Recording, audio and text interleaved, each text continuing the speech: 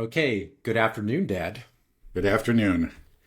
Yeah. Okay, so today is Saturday, March 8th, and as always, there's a lot going on. Um, Mhm. I want to touch on Kursk and Syria, Gaza, Ukraine, all these things, but before we jump into it, I was thinking about a quote from Lenin Mm. that goes, "There are decades where nothing happens, Right. and then there are weeks where decades happen." Right. And I think that's what we're experiencing right now. We're living through that. And I thought could be nice if you can kind of expound on that. Just say kind of in relative to what we've seen in the past few decades to are we Right. really living through that Uh-huh. historical shift right now?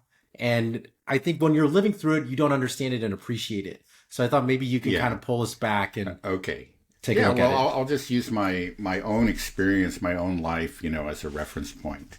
I became very much aware of politics, maybe starting around the age of 12, which I think is not all that unusual um, for a lot of people anyway. Um, but what I used to get very excited about, maybe a potential war. Not that I really liked war, but I thought that this would have huge consequences. And I found out that it did. Like for example, there was the first Iraq War, the Persian Gulf War. Now, this is not when I was a little kid, but we're talking about like the early '90s, and it seemed like a monumental event. But when it was over, it was like it was more of the same. Nothing had changed. It was just part of the. Um, there were. It was a huge change for Iraq, but for America, for the West in general, it was more of the same. It was actually sort of a reminder that yes, we're on top, and there's really nothing to worry about. And that's the way it's been ever since I was really, again, a very young person. And I just you become accustomed to that. There are certain trends, like you could see there are social trends as the country moved away from a more traditional Christian heritage into what we have now towards what we now call woke. You could see that was steady. It developed. So there was change, but it was predictable change, and it seemed like the change itself was a constant. It was what you expected. We're going to get more of this next year, and that's the way it was for the longest time. Yeah, and again on the foreign policy front, there was excitement. That was when the Soviet Union fell. That was a huge event, but that was actually taken as a demonstration, really, of American superiority and a confirmation of our way of life and our political system. So, of course, you had Francis Fukuyama and the end of history. So that was actually taking what I'm saying to the nth degree. It's just like history is over. That was the idea. It's just the superior system won out, and now it's just a matter of time for every other country in the world to accept that fact. So there will be no more conflicts because eventually we'll have just nothing but market capitalist systems, and all part of the globalist system, without with the, let's say, de-emphasis, a slow fading of ethnic identities. I think that's what a lot of people believed, and again, it was stated. Again, the most famous statement of that was "The End of History" by Francis Fukuyama. Um, I guess maybe like the first event where you got a sense that things were starting to maybe really change was September 11th. Now, and I say that because I think that set in motion certain cultural and political changes. The U.S. reacted to that by taking let's say, a kind of an authoritarian turn, and civil liberties were sacrificed. Or really, there was some protest, but not a whole lot. The wars that followed, again, they were extremely costly to the U.S., but they didn't affect people's everyday lives. I think, in, our economy suffered some, but it was an invisible cost that was put on the economy, and people didn't see it. But it's really in these last few years that the change has accelerated, and I think you have to say it's roughly when Trump first took office, and we had the Trump derangement system was on was on parade for us to see there. We had the Russia hoax, and then it's just one thing after another. I don't know if I really need to, because I'm sure everybody's listening to this has experienced these last, approximately 9-10 years. And it just seems like it gets crazier and crazier. And, at first it was just crazy, but then we started to see these really tectonic shifts. We're talking about the, where it really entered into the geopolitical. A lot of it was, let's say, domestic political, with Trump initially, and starting in his first term. We saw things that still I have trouble believing really occurred. It's just the hysteria reached levels that were just difficult to. I think nobody could have imagined ahead of time, but it all happened. But the geopolitical shifts really began with the SMO. Again, three years ago, and that's where, first of all, we saw, again, Russia demonstrated that it was not the gas station masquerading as a country. It survived the sanctions from hell, and in fact, it's prospered. I think it has to be pointed out, it's not just that it's had a couple of good years, but since the SMO, Russia has been reclassified as a high-income country. It's actually entered into the ranks of high-income countries. It has seen 4% growth in the last couple of years, which is better than the U.S. and I think every other Western country. So this is extraordinary. This was, again, going back to the end of history moment, the sense that our superiority had been firmly established. It was all over. And, maybe we could occasionally engage in a stupid war like the Iraq War following September 11th. But it really didn't matter. We never really paid the consequences. Everything still stayed the same. We're a top dog. And that was just sort of an internal fact. I think that's the way people started to look at it. But I think the SMO and the developments since then have really changed it. Again, we tried to destroy Russia. I mean, it's clear that there was an attempt to just completely destroy the Russian economy, and it failed utterly. And we saw, again, the results were the opposite. And then on the military front, it was the same thing. Okay, well, we're going to take the gloves off now. Initially we didn't give too many weapons to Ukraine, but now they're going to get HIMARS, and then they're going to get, the one after another. We've gone through it. There's a list of various wonder weapons. And we know that Western weapons are superior. It's going to be over. Each one of them was supposed to be a game changer. And each one of them failed. More than failed. It's just the Russians, sometimes in just a couple of weeks, figured them out and neutralized them. This is a real wake-up call. And then within Russia itself, again, here's another tectonic shift. Russia that was really pointed at the West ever since Peter the Great, just learned to give up on the West. And, always this fear that they were somehow inferior, that their only chance of really prospering was to integrate with the West. Well, they were cut off from the West and they prospered. They turned east and they've done very, very well. Now, this is, Russia is a very consequential country. It's one of the great powers of the world. And so this is, again, a tectonic shift. It's something amazing that's just happened in the last 3 years. And just now, we have, again, NATO. That was supposed to be another one of those solid facts, one of those mountains in the geopolitical landscape. And it's yet another earthquake. Cracks are appearing. And it's clear that the European leaders, who knows I don't know that Donald Trump is going to pull us out of NATO. Probably not. But who knows? When you're talking about Donald Trump, it's a mistake to make any firm predictions. But it has already been shaken, and you see the Europeans scrambling. Just kind of running around like chickens with their heads cut off, trying to figure out what to do. Somebody's got to grow ahead here. We got to. Again, this is extraordinary. These are all things that were just seemed like permanent parts of the geopolitical landscape for decades and decades and decades. And it just got to the point where, again, it was assumed that this is it. We've demonstrated we're the superior system. That is clearly not true anymore. And yeah, now I don't know what to expect when I wake up in the morning.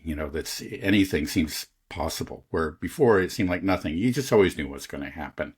Same cultural trends, um, the same unchallenged supremacy of U.S.-led Western hegemony. But that's all gone, and it's breaking apart. It seems like an accelerating rate. Yeah, it's exciting, but should we also be worried? Because if the system is imploding, right, things can go wrong. Yeah, that's right. I mean, I felt like I've always believed the system had to fall, but these transition periods, are scary. There are, there's potential for new wars, new conflicts, economic chaos. It's all there. I think there's just no question that the system had become very corrupt, and really quite the geopolitical system quite cruel. But yeah, as the old system collapses, there's the potential for all kinds of conflict, suffering, chaos. It's there. I think we have reason to hope. One thing is just you see parts of the world that are actually pulling themselves together and doing better, like Russia and China,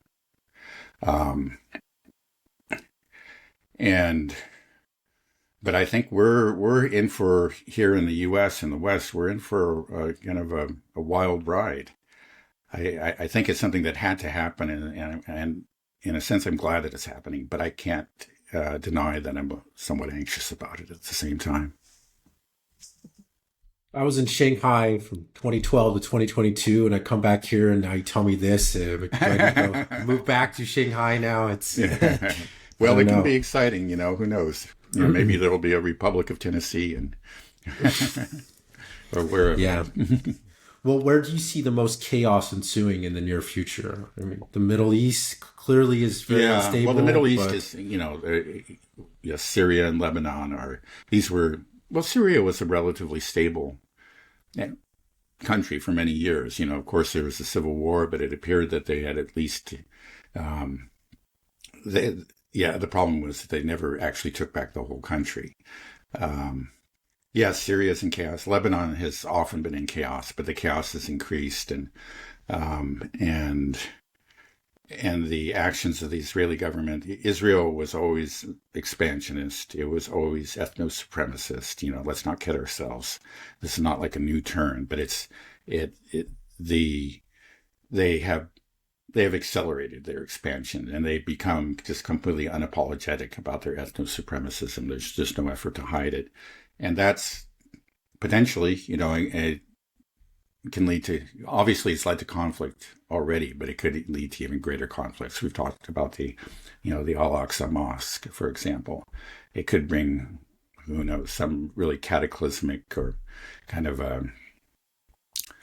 not quite apocalyptic, but a war that will just embroil all of the Middle East. There's always that potential with Israel. Have you heard anything about what Trump has been saying about Iran recently? Just there's been a little. Well, I haven't heard much in the last few days. I know that he's made some statements about he wants to make a deal with Iran. Right. He wants to avoid war, and I think that's true. But the thing is, he was the one that tore up the JCPOA, and after that, just as similar again to like the Russians in the Minsk Accords. Okay, yeah, we really believed in this, and then we found out later that you were never serious about this. So why should we do this? Go down this route again? There has to be trust, and there's no trust in Moscow, and there's no trust in Tehran either. So I think that he's serious about making a deal, but he has made that impossible through his own actions. So I just don't see it happening. Right. Iran has basically said they're not going to accept any demands from bully countries like the United States. These demands, they clearly they've been burned enough where they don't trust the U.S. But Trump says something's going to happen very soon with Iran if they don't sort of make a deal. I don't know what to take. It's just maybe it's just rhetoric. Yeah. But it scares me. I don't like how he talks about Iran and Gaza. Yeah. I did. Same here. No, did you see? Yeah, go ahead. Okay, I said, did you see what his Truth Social tweet about Gaza from a couple days ago? I don't know which one you're referring to. It was difficult. It's difficult for even when I just read it. It made me feel sick. But I'll read it to you right now. Okay. Shalom Hamas means hello and goodbye. You can choose. Release all the hostages now, not later, and immediately return all the dead bodies of the people you murdered, or it is over for you. Only sick and twisted people keep bodies, and you are sick and twisted. I am sending Israel everything it needs to finish the job. Not a single Hamas member will be safe if you don't do as I say. I have just met with your former hostages whose lives you destroyed. This is your last warning. For the leadership, now is the time to leave Gaza while you still have a chance. Also, to the people of Gaza, a beautiful future awaits, but not if you hold hostages. If you do, you are dead.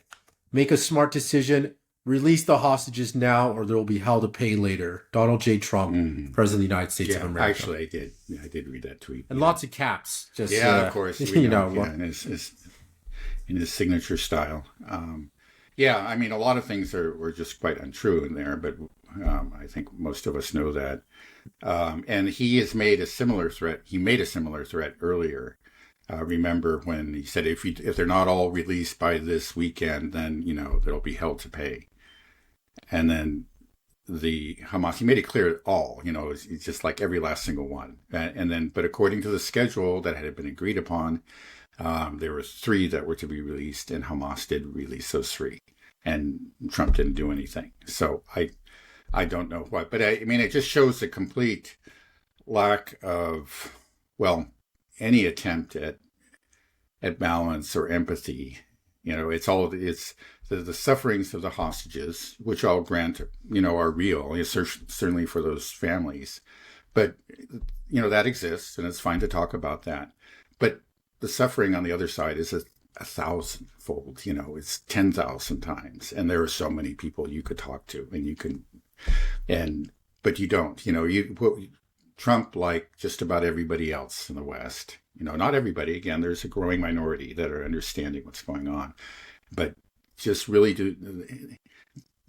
he does not regard them, or just doesn't seem to think that they're real people.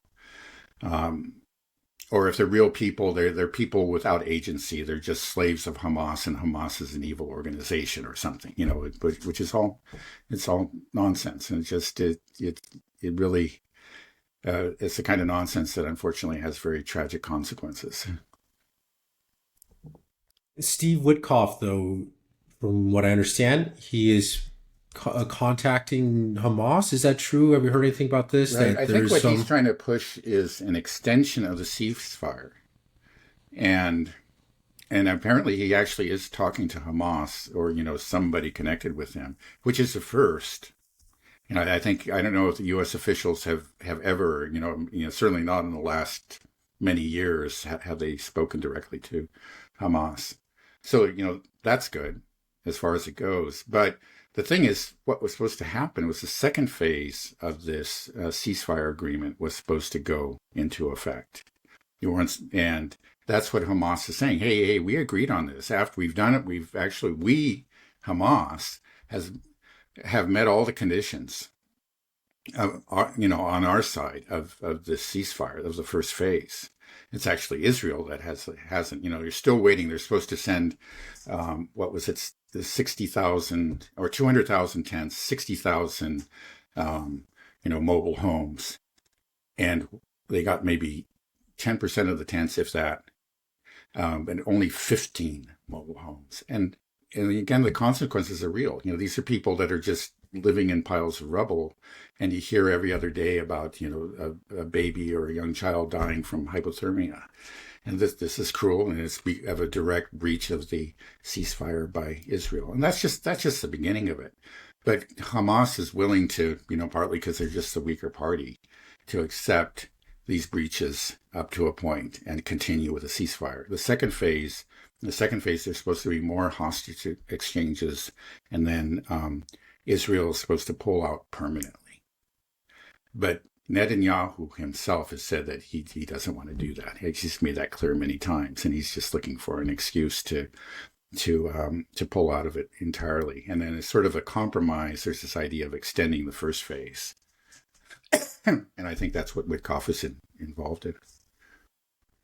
maybe this is just wishful thinking, but I hope what happens in the Middle East with Gaza, relation to Gaza and Israel, is something similar to what we saw with regards to Ukraine and Russia.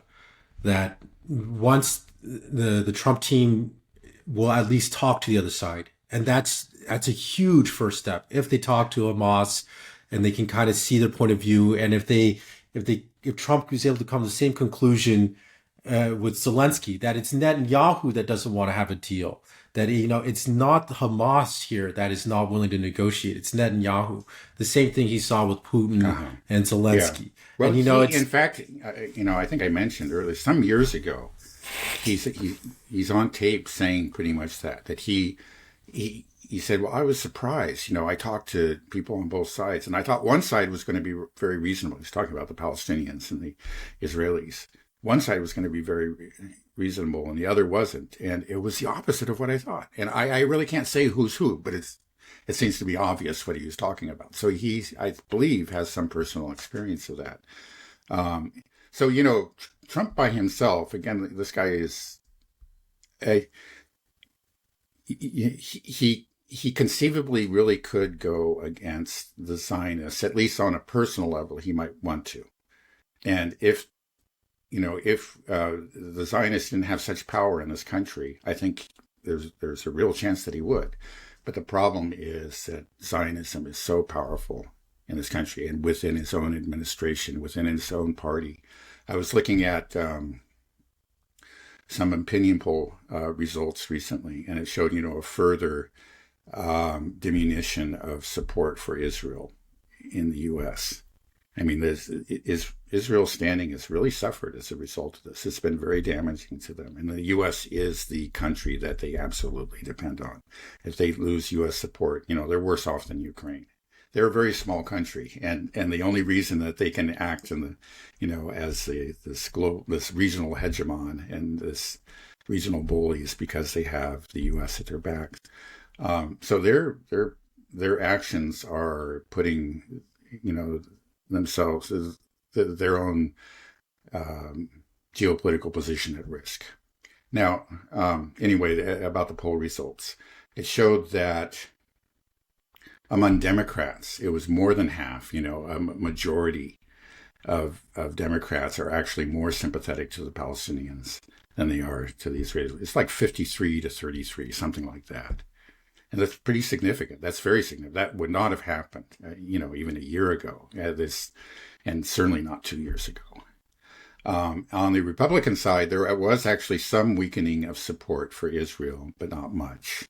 There's 75% support for Israel, or people are more sympathetic to Israel, and only 10% for the Palestinians. So again, that's Donald Trump's party. And then you got to remember Donald Trump's donors, everybody around him. I mean, he's he's embedded in extreme Zionists. And I was just thinking about this actually when he gave a speech the other day to the Congress. He was able to get applause about all kinds of things, including Ukraine. But I just stop and imagine, if he actually went out, started to badmouth Netanyahu and attack Israel in any kind of significant way, I imagine that you would probably could hear a pin drop in there. All that enthusiasm, all that clapping would just stop on the Republican side. I don't think he can do it. I mean, that's what he's up against. And he may actually feel the urge to do it, but I don't think he can. So what does that mean? Yeah, war in the Middle East? You can just, well, I mean, it's, again, I don't like to say this, but I think Israel's hand has been greatly strengthened by recent events. And, mainly the fall of Assad. And so we can see it. We can see the consequences in Lebanon. Hezbollah, again, still a very significant fighting force. They're still there. Don't count them out. But they have been weakened. They've actually suffered setbacks in domestic politics. They're not able, they're really at the mercy of the Israelis, who constantly violate this ceasefire and refuse to pull back from those, what is it, I think 5 bases they have right on the border. They just took the land. And they did this after demolishing all these villages and looting them too, which is a war crime. Apparently, like on, the social media platforms, they're openly selling loot. I got this in Lebanon, I got this in Gaza. Again, this is a war crime, but nobody seems to care, right? Because it's the Israelis, the most moral army in the world. And they have the Golan Heights, and beyond that, they have control of the water resources of Syria. And just recently, they pretty much declared all of southern Syria to be under, not maybe under their direct control, but as kind of I don't know exactly what the term would be. It's more than a sphere of influence, but as they forbade entry by the HTS, the new government, into that, and say essentially this place is ours. They don't necessarily have soldiers stationed everywhere or bases, but essentially this is under their, at least, indirect control, and they will not, allow any other power, including the current Syrian government, to enter into southern Syria. And they are expanding beyond that initial place. This southern Syria, by the way, extends all the way to like the southern suburbs of Damascus. We're talking about a lot of territory. And they're working or attempting to work with some of the Druze communities, and to make them, I think it's an obvious intent to either make them into proxies or to encourage them to secede and to create their own little kind of Druze country or enclave. Which is, part of a divide and conquer sort of thing. It's just say, okay, they're probably in favor of having a certain number of like ethnic enclaves within southern Syria, but it's easier for them to control. It's the old divide and rule strategy, and then they'll directly control other parts of it. So they have, they have expanded their power in the region. This is really sad to say. I think there's some supporters of the Palestinians and in general of anti-Zionists have trouble admitting it, but I think it's just a fact. But I think I'll just go back to what I said about Israel. And it's really Israel is its own worst enemy. Through its actions in Gaza, it has already put in peril its support in the U.S. Not immediately. It's still very strong there, but but it is really ebbing in the Democratic Party. And, it's got a way to go. The establishment is still very much Zionist. Remember the Biden administration, but that's not going to last forever. I mean, you have a younger generation that is actually very and passionately anti-Zionist.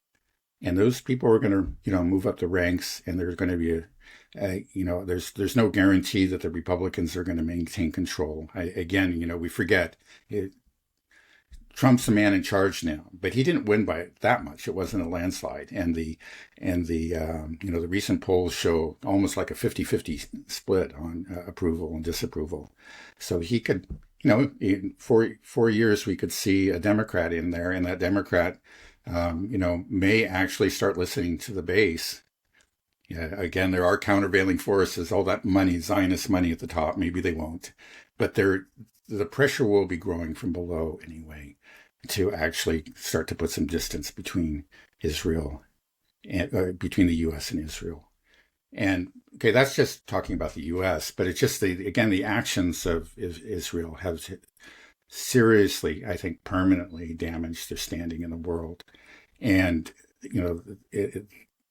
the kind of behavior that they exhibited is not going to stop. It looks like every indicator is that it will continue and it will get worse. And then we may see some things like, a demolition of the Al-Aqsa Mosque.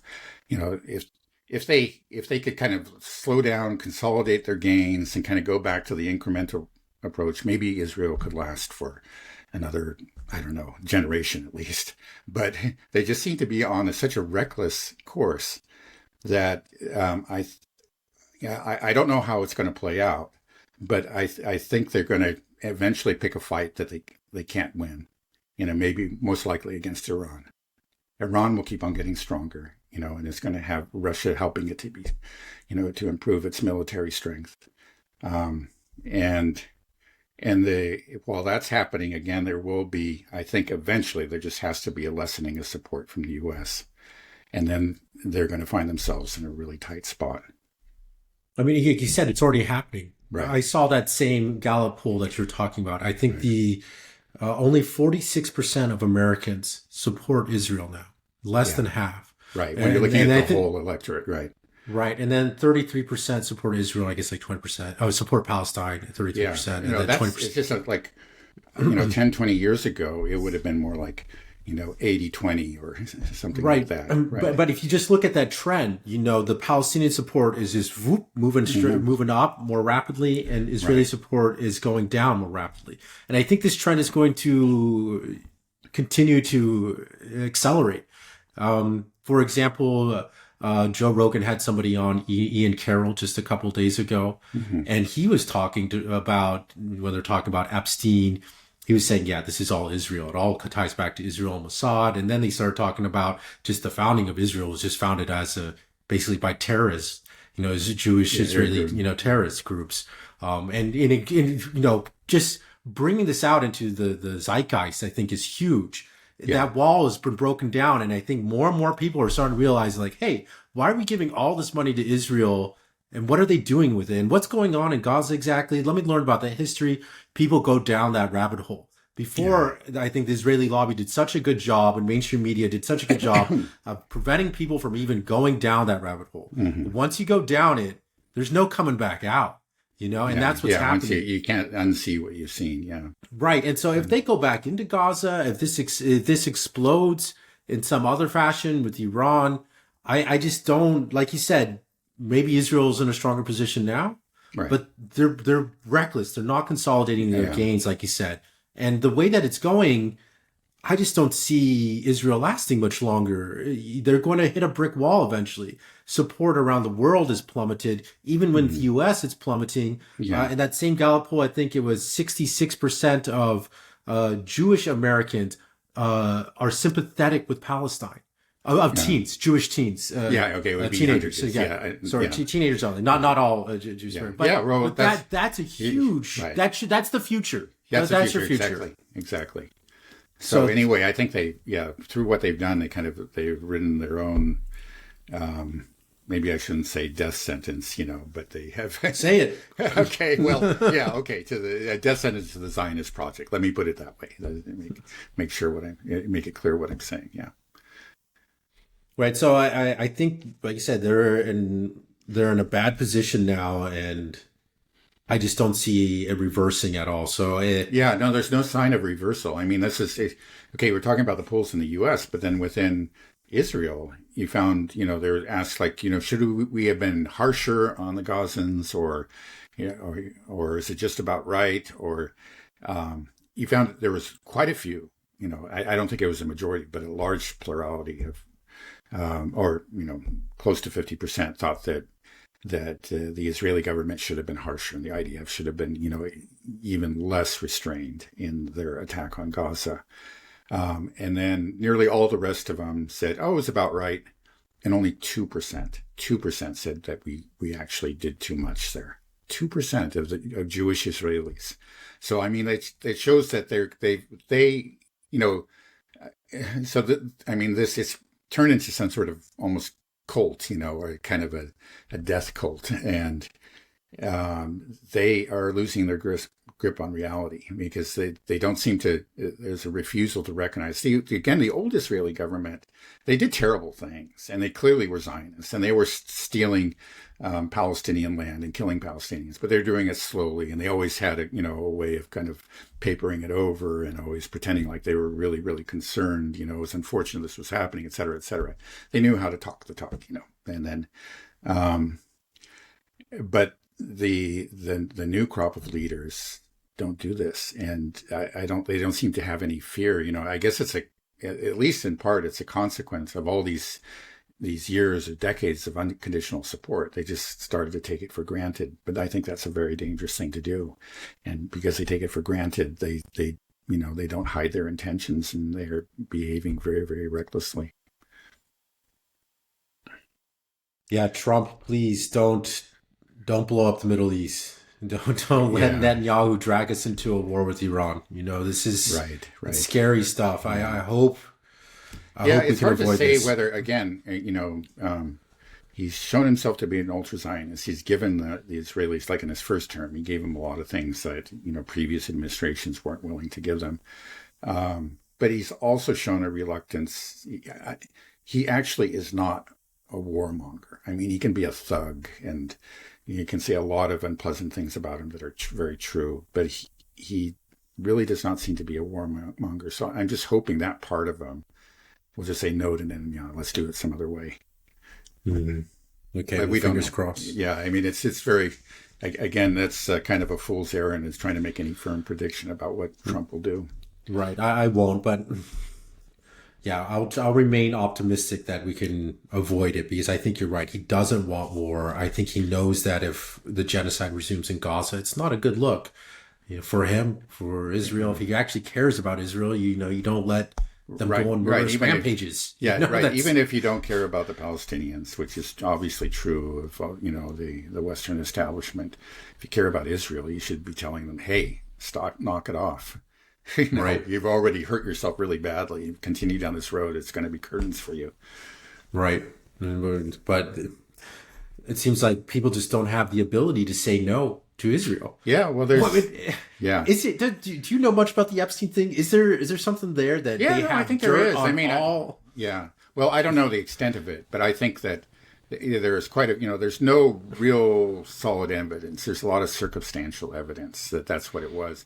But I remember even before Epstein, I heard that's a common, let's say, kind of a common trick used by espionage agencies around the world.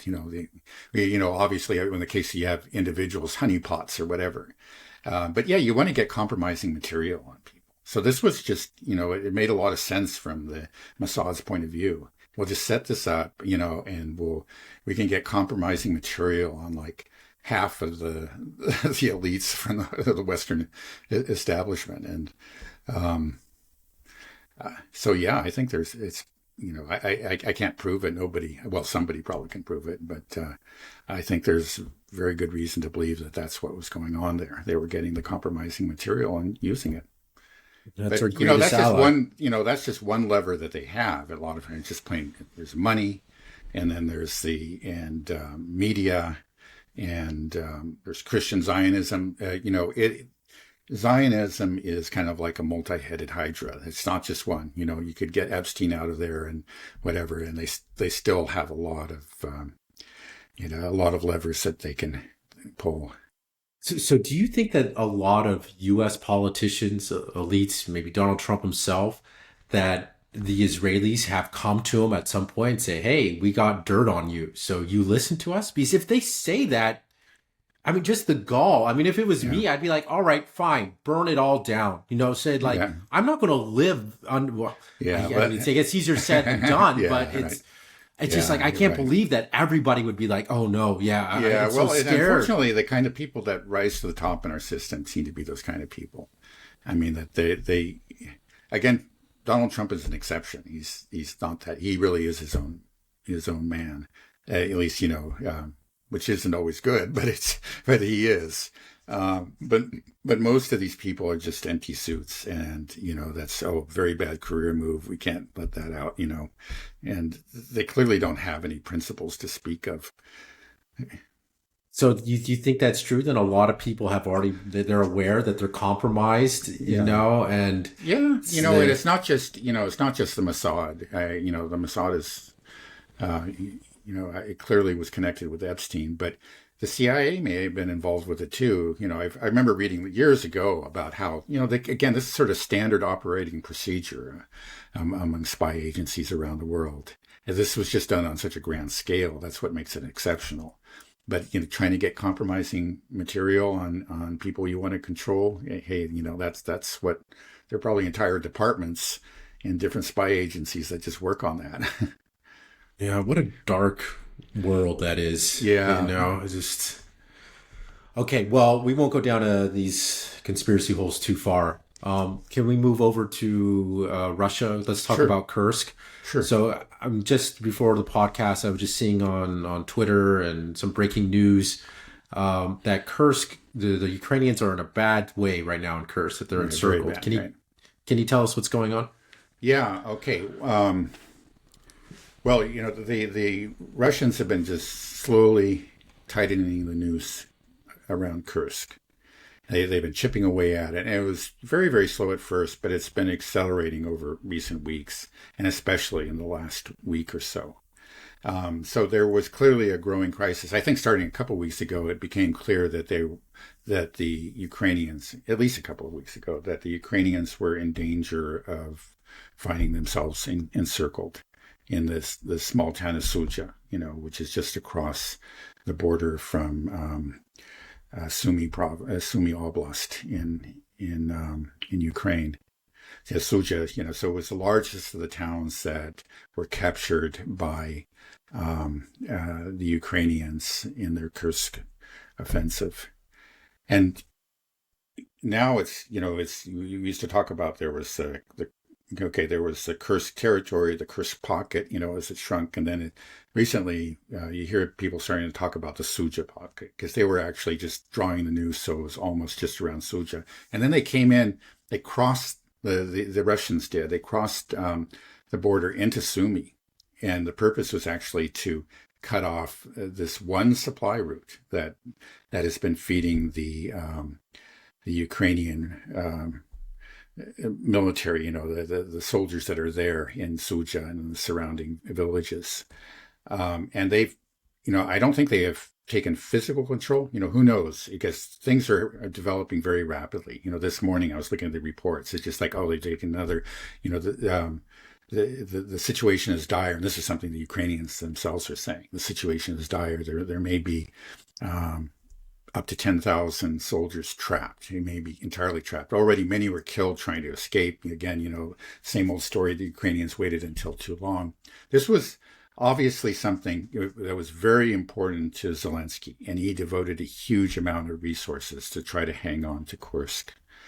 And he got a lot of, PR mileage out of it. It's never made military sense.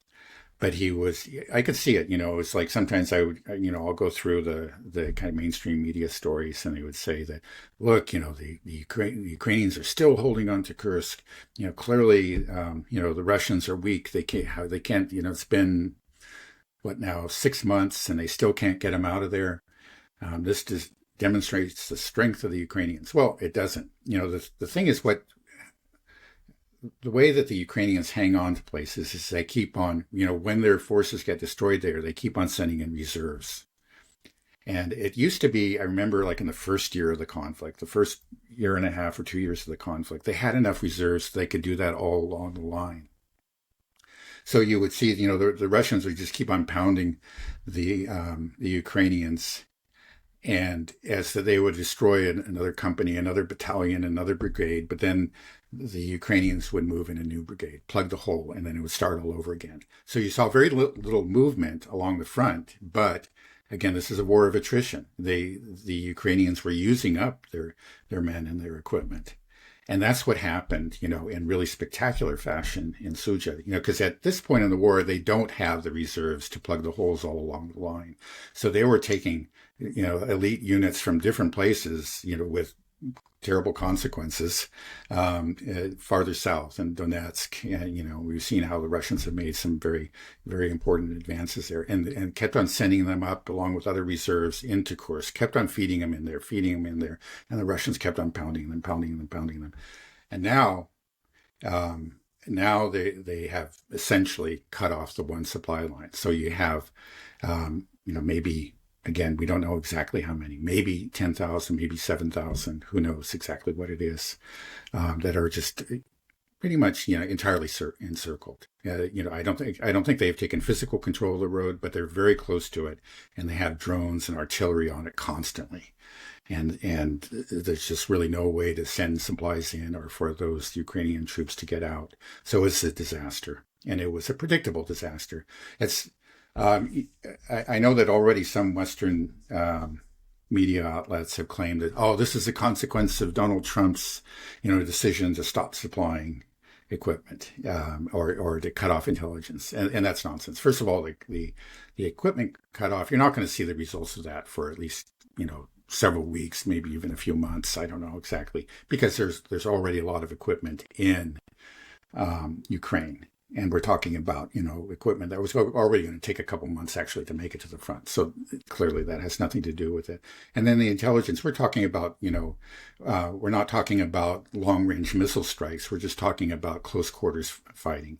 So it's, I don't see how that the recent decisions have made any change, especially since you could see this coming. This was a growing crisis, and anybody who was watching was hearing about, oh, hey, even, just a few days ago, it's looking very dangerous. They're just about to close it. So this was going to happen, and now it's happening. We saw it happening, and even the Ukrainians themselves, I think this Ukrainian channel, Legitimy, said that, was talking about the Western reports. It's bunk. And they said, this crisis has been coming, and we saw it coming. Even the Ukrainians themselves are recognizing that. So we're seeing what we're seeing happening in Kursk has already happened in places like Avdiivka, in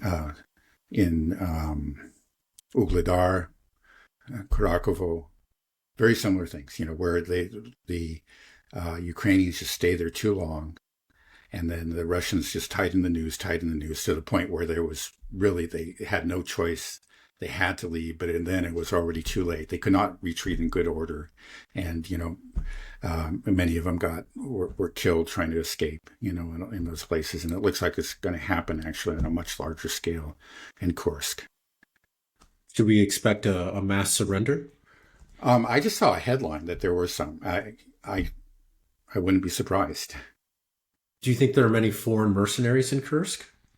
There have been a lot of reports of foreign mercenaries with actual evidence supporting them, real Frenchmen and Brits and Americans and, others, Poles, unlike the North Koreans. Apparently, like the North Korean story seemed to be dropped for a while, and then it was revived and then dropped again. I saw. Yeah. But I just saw some story that claimed that like the North Koreans were marching on Suja or something, so... Yeah, I saw that on MSNBC a couple of days ago as well. They're talking about the North Koreans, coming in. Incredible, invisible North Koreans. Right. Well, you were mentioning that, how this turned into a war of attrition with Russia.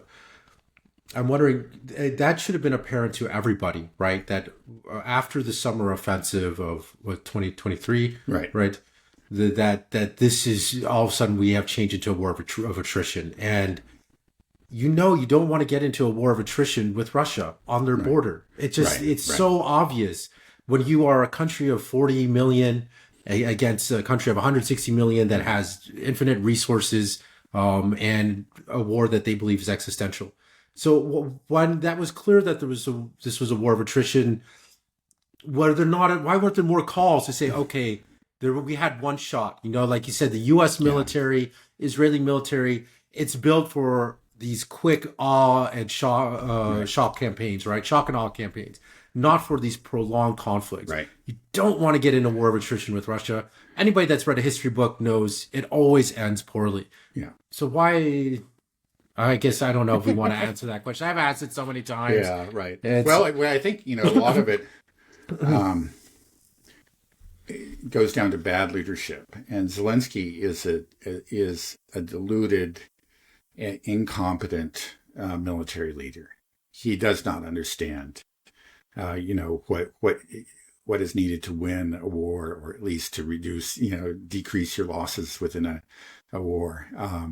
He's all about PR. I mean, that's what he comes out of. Remember, the guy was the star of the show, servant of the people, and then where he became president. And then he actually did become president. And I don't know if he's really managed to differentiate between the two, his role and his role before the cameras and his actual office of presidency.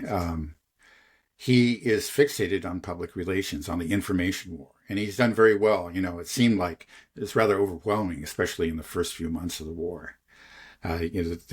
the Ukrainians just had, well, we found out a lot of it is because they were funded by USAID. They had all these propaganda outlets. They're just churning stuff out so fast you just didn't know what's going on.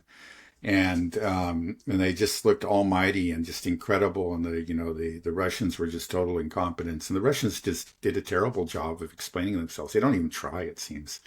Yeah, I didn't really understand what the Russians were doing. Then do you think that's a strategy though for them? We just don't even.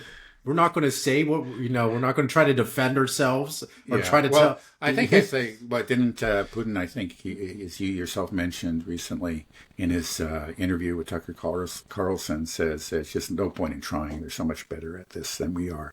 They're so much better at the information war. Yeah, but just over time, you started to understand, oh, this is what the Russians are doing. And the thing is that, again, reality, you can get kind of you can create this illusion, which is comforting for a while, but it's just not going to last. If the other side is constantly working on improving their real strength and pursuing a strategy that decreases your real strength, the outcome, of course, is inevitable. And no matter how much you've inflated your successes, in the end, you lose. I'm actually reminded of the space race during the 1960s, because, of course, the Russians took an early lead in that. And Khrushchev was very excited about that. And he saw that he was getting a lot of mileage out of the Sputnik and Gagarin and, these really amazing Soviet successes. So he continually pressured his space agency, to accelerate the process. We got to be the first to do this and the first to do that. And a lot of times, they were trying to tell him, say, it actually makes sense to do something that's kind of boring, but just will be the establish, it's like the next rung on the ladder, that will allow us to do this spectacular thing later on. We have to be careful, we got to be realistic about this. And he didn't hear it, so he was constantly pushing them to kind of, to make these, carry out these stunts. And it was to the detriment of the Soviet space program. And of course, they ended up losing the space race. Another reason is that the genius that ran the space program, the Soviet Union, he died. That's another factor. But again, I think it was the emphasis on short-term public relations stunts that contributed to the Soviet loss in the space race. And I think you see something similar that's happening in Ukraine. That again, Zelensky is very much like it. He's about, how I look on, what I can say in front of the cameras, what I can tell Western leaders when I meet them. And you can always lie about your losses. The thing is, like, what's on the map is hard to lie about because it can be verified through, satellite and drone photography. So if he can hold the line, like at Kursk, held it for a long time.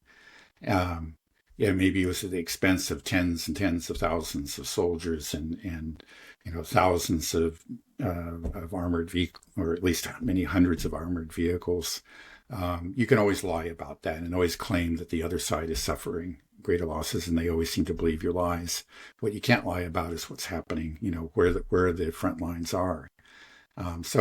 So we've had, you hear this, it's, look, the front lines haven't moved all that much, and the Russians are suffering this horrific losses. So clearly the Ukrainians are doing quite well. He could at least pretend that. And but the problem, of course, with that strategy, you keep on sending in the reserves to plug the holes, and eventually you run out of the reserves, and then the holes are unplugged, and then it doesn't look good on the map anymore. It's just like you can't keep it alive forever. What has the impact been of the U.S. cutting off arms and intelligence to the Ukrainians so far? Yeah, I don't. There could be. Okay, again, as far as the equipment, I don't think you're going to see any real impact for at least several weeks, because these are in the pipeline, and it was going to take a while for them to get up to the front lines anyway. But intelligence could have an immediate impact, especially since I think a lot of that intelligence was used for, long-range missile strikes. I think that's maybe where you see the first impact. And drone strikes, too. I think that's important. Again, we haven't seen any attacks and strikes. I don't think we've seen any, period, since Trump took office. Definitely not into pre-2014 Russian territory. So that already changed. I think that was a policy decision that Trump actually made good on his promise to just end that. Potentially it can be. Yeah, I think again, it has not necessarily long range, but even medium range. It's just like the U.S. was constantly feeding this data to the Ukrainians. You say, like there's a concentration of Russian troops here, or there's a depot there just 10 miles behind the line, and that gave them something to aim for. And that's that has caused losses among the Russians, and it's forced them to be much more careful about how they assemble or don't assemble their forces. And maybe sometimes to choose suboptimal ways of deploying forces and that kind of thing. So I think we could see, there will be a consequence in the near future if indeed, this intelligence cutoff is. Well, I think it's real. It's not quite clear what the extent of it is. One thing is, okay, this is just the U.S. I think the U.S. intelligence is very important. Again, the U.S. has by far the most satellites, but then there's also NATO, and I think the NATO flights, you have these drones that circle the Black Sea, as close as possible to Russian occupied territory, and they're constantly collecting information, and that's continuing. So and then these other agencies, the Europeans are say that they're going to try to pick up the slack, and they can probably pick up some of it, but clearly they just don't have the technological capabilities that the Americans have. So it's going to hurt them. There's no question about it.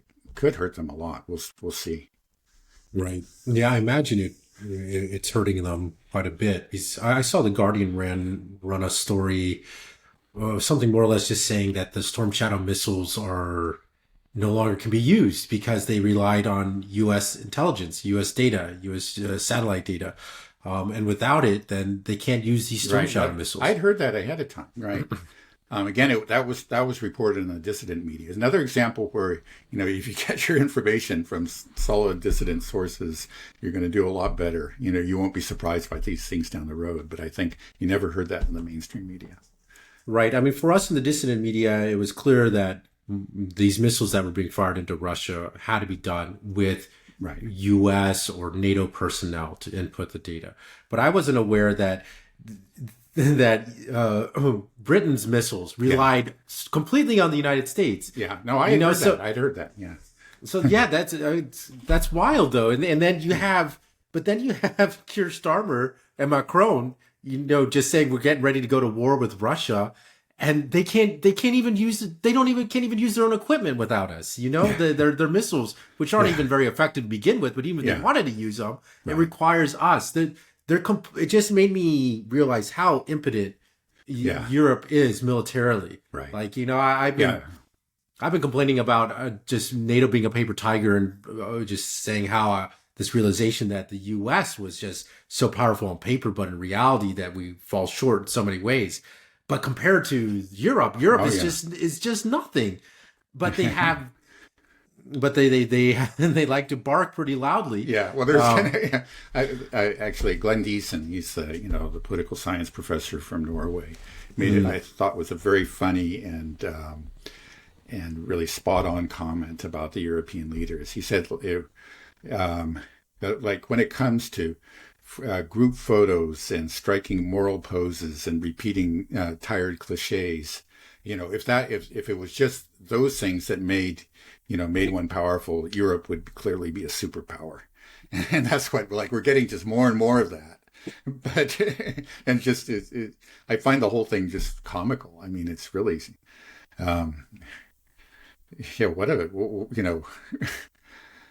Yeah. Like, again, I guess I describe as chickens with their heads cut off. They had no idea what they're saying. They just don't. Right. But do you think that Europe is kind of, dividing into camps a bit?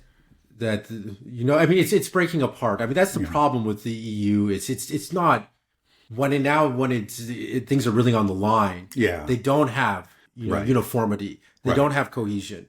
Right. You kind of have France and the UK and then Ukraine kind of in one group that just want to go all out. And then they have their Baltic cheerleaders. But then you have countries like Germany and Italy that are saying, we don't like any of this rug sent troops. Mm-hmm. And then you have countries like Hungary and Slovakia that are just like, this is, we're, if anything, if we have to pick sides, we're going on the other side. This is ridiculous, So how do you see the EU playing out right now?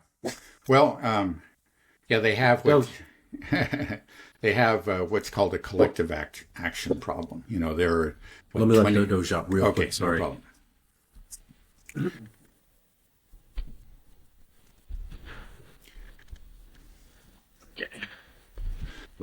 Okay. Wife and kids are back.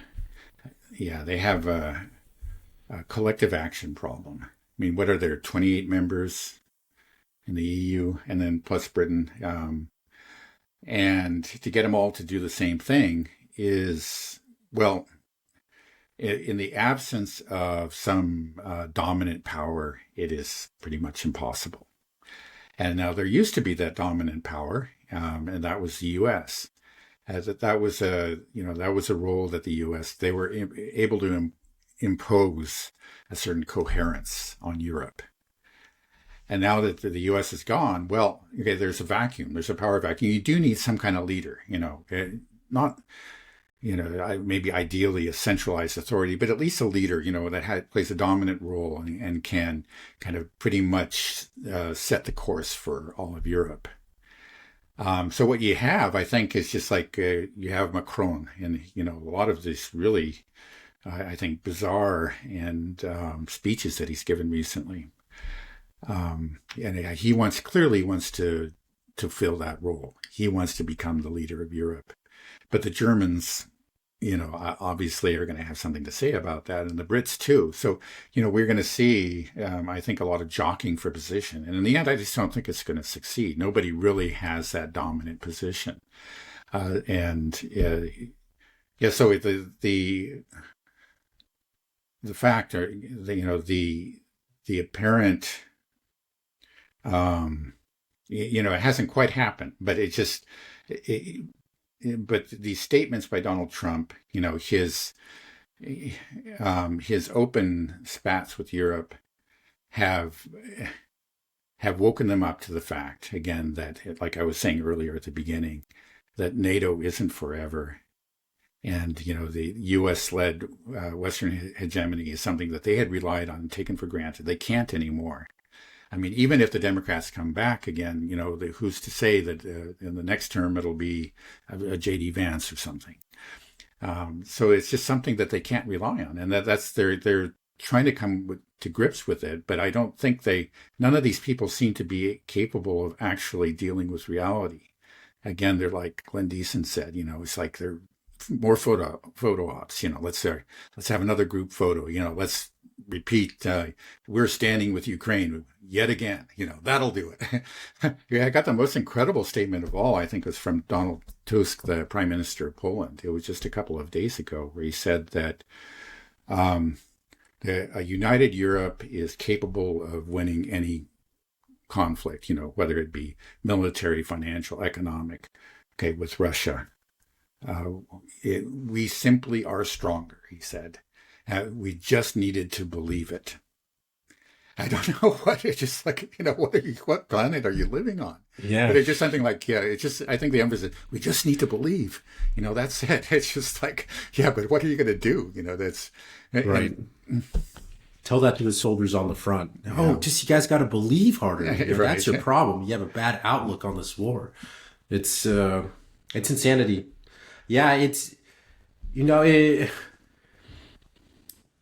almost comical. It is comical to a certain degree on one level, but then it's also just horrific because they're trying to prolong the war, right? And this killing needs to come to an end. And I just hope, I don't know why they're being so delusional. I ask you that all the time, Yeah. but it's just they need to come to their senses.